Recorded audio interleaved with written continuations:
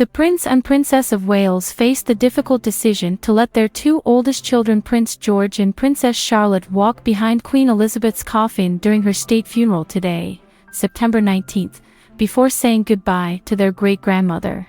According to reports, the palace has confirmed the future king, 9, and his sister, 7, will join the 2,000-strong congregation at Westminster Abbey for the 11 a.m. service and will attend the committal service at Windsor Castle in the late afternoon.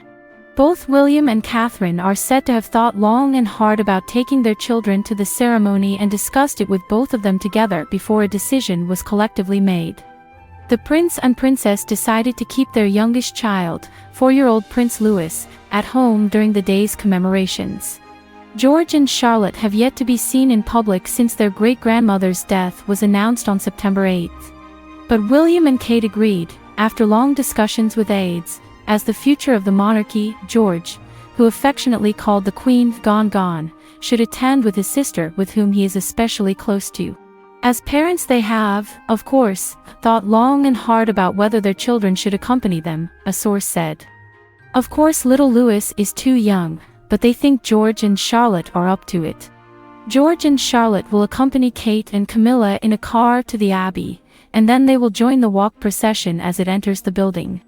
A bell will ring 96 times in honor of Queen Elizabeth's long life before today's official funeral service at 11 a.m. Last night, Buckingham Palace said that the service would honor the Queen's remarkable reign and lifetime of service as monarch and leader of the United Kingdom and the Commonwealth. The two young royals will walk through the Gothic church in London with the royal family, in procession behind the Queen's coffin as it is carried by the military bearer party.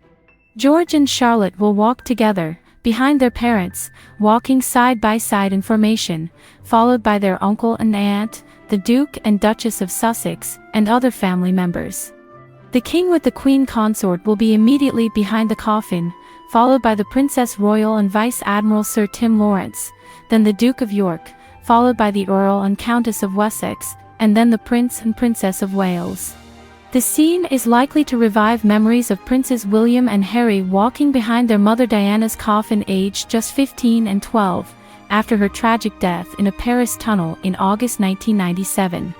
William last week told mourners how walking behind the Queen's coffin from Buckingham Palace to Westminster Hall for the start of Her Majesty's lying-in state last Wednesday had been very difficult, and that it brought back haunted memories of his mother's funeral. However, it has not yet been decided whether young George and Charlotte would take part in a similar procession at Windsor Castle for the separate committal service, before the Queen is laid rest at a private burial service at 7:30 p.m. A palace source said, "This was definitely a collective family decision." The news came as the order of service for the Queen's state funeral was published for the first time, showcasing a stirring selection of Her Majesty's favorite hymns, songs, prayers, and recitals, all of which were chosen by the late monarch. Before the service, the tenor bell will ring every minute for 96 minutes, representing the Queen's life years. The Dean of Westminster, the Very Reverend Dr. David Hoyle, will say in the bidding, "Here, where Queen Elizabeth was married and crowned, we gather from across the nation, from the Commonwealth, and from the nations of the world, to mourn our loss, to remember her long life of selfless service." He will speak of the Queen's unswerving commitment to a high calling over so many years, as Queen and head of the Commonwealth.